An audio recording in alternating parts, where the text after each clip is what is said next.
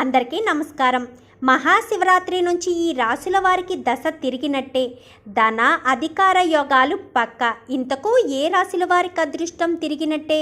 అసలు ఏ రాశుల వారికి దశ మారుతుంది అనేది ఈరోజు మనం ఈ వీడియోలో తెలుసుకుందాం. ఈ నెల 26న సంభవించబోయే మహాశివరాత్రి నుంచి మార్చి 14న చోటు చేసుకోబోయే పౌర్ణమి వరకు కొన్ని రాశులకు గ్రహాల స్థితిగతులు బాగా అనుకూలంగా ఉండబోతున్నాయి. మహాశివరాత్రి నుంచి సుమారు 18 రోజుల పాటు మేషం, వృషభం, కన్య, తుల, మకరం, మీనరాశుల వారికి ధనయోగాలు, అధికార యోగాలు పట్టడంతో పాటు అనేక సమస్యల నుంచి, ఒత్తిళ్ల నుంచి విముక్తి లభించే అవకాశం ఉంది. మొత్తం మీద అనుకున్న పనులు అనుకున్నట్టు పూర్తయ్యి మానసిక ప్రశాంతత లభిస్తుంది. మనసులోని కోరికలు ముఖ్యమైనవి నెరవేరడం జరుగుతాయి. ఈ రాశుల వారు 26వ తేదీ ఉదయం ఇంట్లోనే శివార్చన చేసుకోవడం మంచిది. ఇంతకీ ఆ రాశుల వారెవరో తెలుసుకుందాం. అందులో మొదటి రాశి మేషరాశి.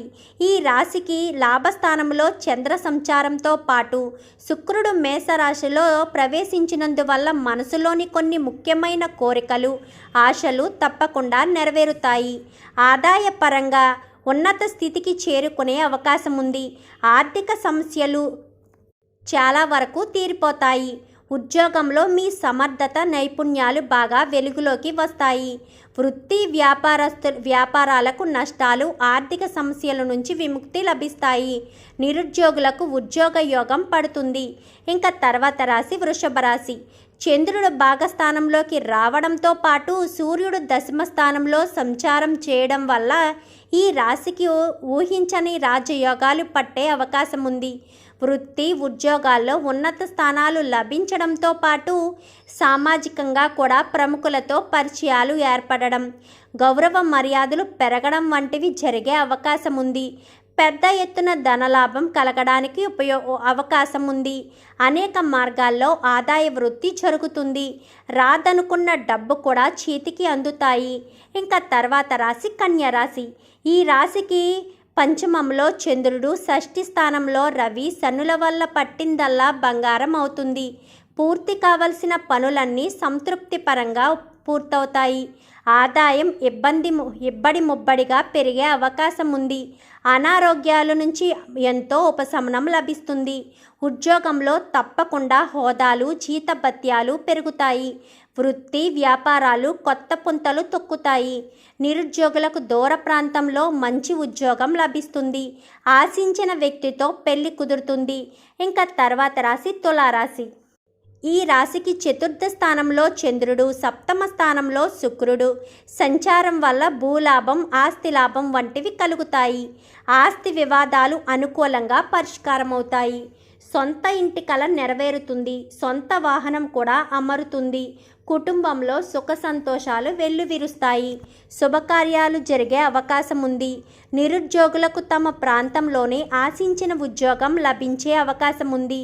వృత్తి వ్యాపారాలు ఆర్థికంగా మెరుగైన స్థితికి చేకూరుతాయి. ఈ తర్వాత రాశి మకర రాశి. ఈ రాశిలో చంద్రుడు, చతుర్థంలో శుక్రుడు సంచారం వలన అనేక సమస్యలు, ఒత్తిళ్ల నుంచి, కొన్ని బరువు బాధ్యతల నుంచి విముక్తి లభించి మనశ్శాంతి ఏర్పడుతుంది.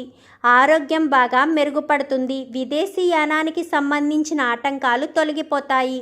ఉద్యోగులు, నిరుద్యోగులకు విదేశాల్లో ఉద్యోగాలు లభించే అవకాశం ఉంది.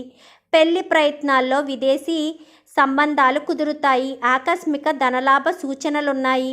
వృత్తి ఉద్యోగాల్లో ప్రభావం బాగా పెరుగుతుంది. ఇంకా తర్వాత రాశి మీనరాశి. ఈ రాశికి లాభస్థానంలో చంద్రుడు, ధనస్థానంలో శుక్రుడు సంచారం వల్ల ఊహించని ఆదాయ వృద్ధి కలుగుతుంది. ఆకస్మిక ధనప్రాప్తికి బాగా అవకాశం ఉంది. ఉద్యోగంలో జీతభత్యాలు, అదనపు రాబడి రెట్టింపు కావడం, వృత్తి వ్యాపారాల్లో కూడా లాభాలను అంచనాలను మించడం జరుగుతుంది. షేర్లు, స్పెక్యులేషన్స్ అపరిమిత లాభాలను అందిస్తాయి. ఆస్తి వివాదం పరిష్కారమై విలువైన ఆస్తి సంక్రమిస్తుంది. సంపన్న కుటుంబానికి చెందిన వ్యక్తితో పెళ్లి ఖాయమవుతుంది.